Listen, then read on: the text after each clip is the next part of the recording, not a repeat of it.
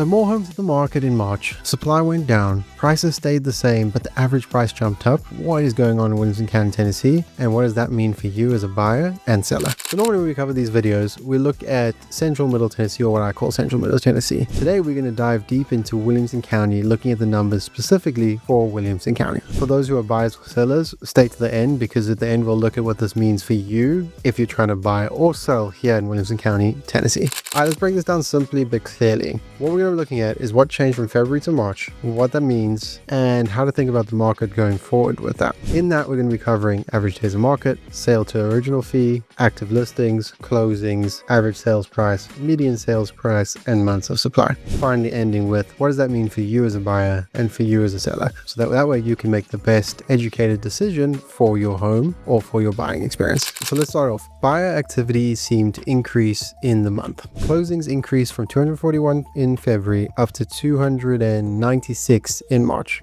The days on market dropped by 1 day from 45 days to 44 days. And this may not sound dramatic, it may not sound hugely different, but it matters. What it tells us, or what it suggests, is that more homes are getting to the closing table and are getting there slightly faster. For buyers, this suggests that they're being selective but intentional and moving forward with decisions that they are making. Now this is when it's going to get interesting. Our active inventory increased by about 100 homes. So it went from 1,008 to 1,101.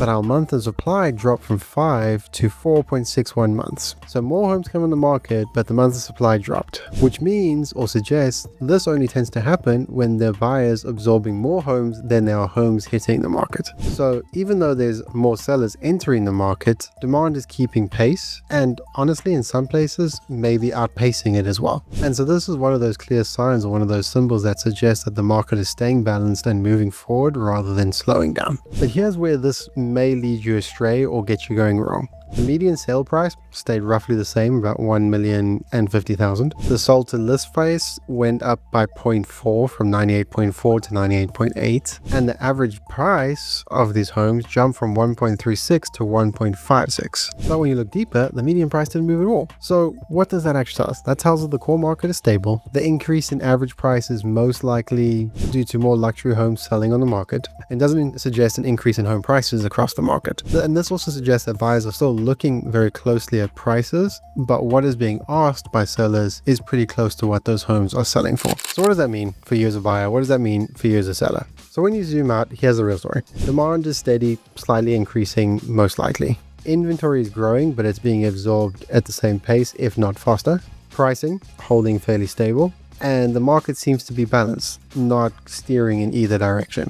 What it suggests is people who are doing well in this market are those not performing under pressure, but rather coming in prepared and ready to choose the home and sell the home at the right price for the market. So for buyers, what this tells you is you need to be prepared with your numbers and know what you're willing to spend when the right home pops up, so that way you can make sure you get that home. For sellers, it means positioning yourself correctly from the start, because it seems like the first few weeks still matter more than anything else. Please note that all this data is based on recent market reports and is subject to change, so please make sure you verify everything before moving forward with any decisions.